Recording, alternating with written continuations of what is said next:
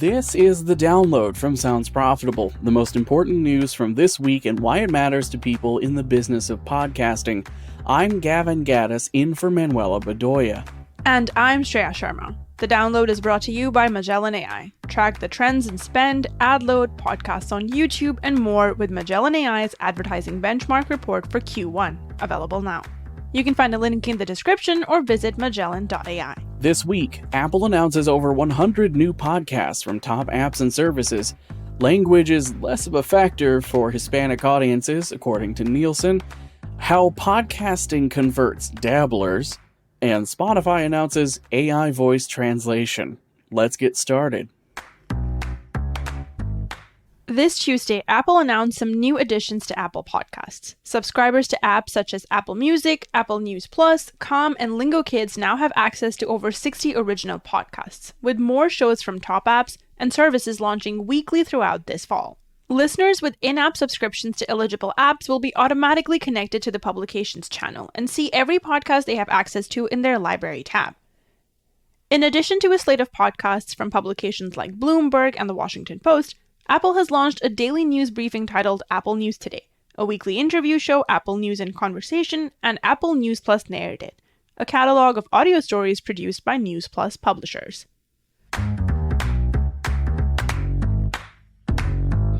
This Monday, Spotify CEO David Eck announced a new feature being piloted on Spotify, artificial voice translation.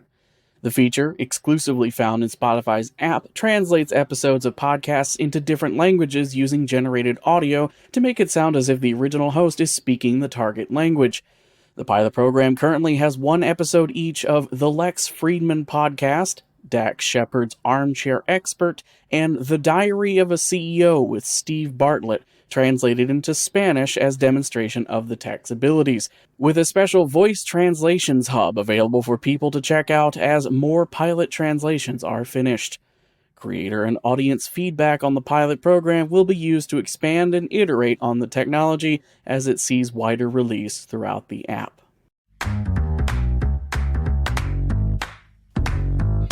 Last Thursday from Inside Audio Marketing, audio remains popular with Hispanic audiences, but recent data from Nielsen's Radar report shows just having Spanish language content might not be enough.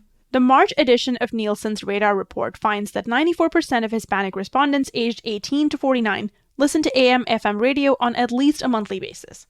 The report also found Hispanic listeners are 13% more likely to consume podcasts when compared to the general population.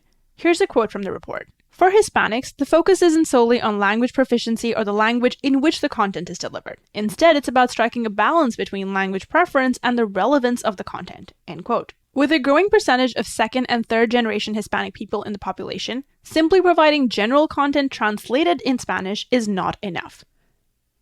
Nielsen's custom consumer sentiment study, also from March, found Hispanic audiences self-reported listening to podcasts more frequently, that's 60% of respondents, and have increased the number of podcasts that they listen to, 62%. One of podcasting's special abilities is the flexibility to create and distribute content for any niche audience a publisher can think of.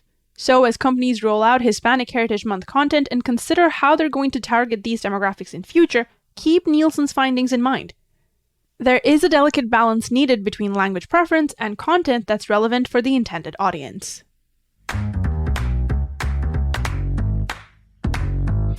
This week from Signal Hill Insights, company founder Jeff Widler breaks down data from a recent study done in partnership with Sounds Profitable, titled The Podcast Landscape.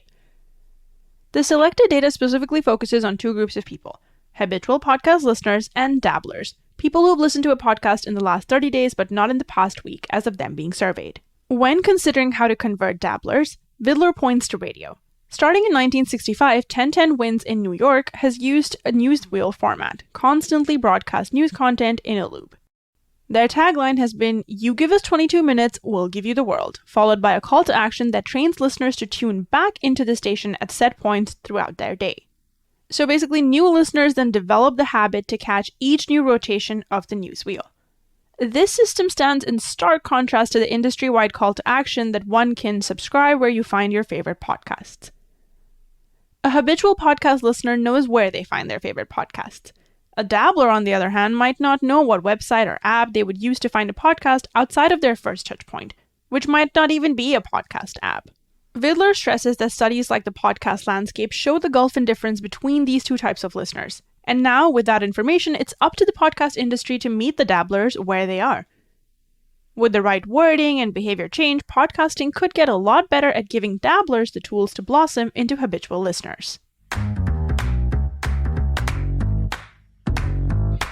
Finally, it's time for our roundup of articles we call Quick Hits. These are articles that didn't quite make the cut for today's episode, but are still worth including in your weekend reading. This week, South by Southwest by Podcasting by Bryan Barletta. Bryan announces the Sounds Profitable Business of Podcasting event on March 9th, 2023 inside South by Southwest. Tell Me a Story, What Podcast Format Works Best for Brands by Annalise Nielsen. Pacific Content and Signal Hill Insights team up to examine what kinds of branded content have the best impact. Spoiler alert, edited narratives cause more brand lift than unedited chatcasts. How the Industry Can Support Queer Podcasting by Reem Makari.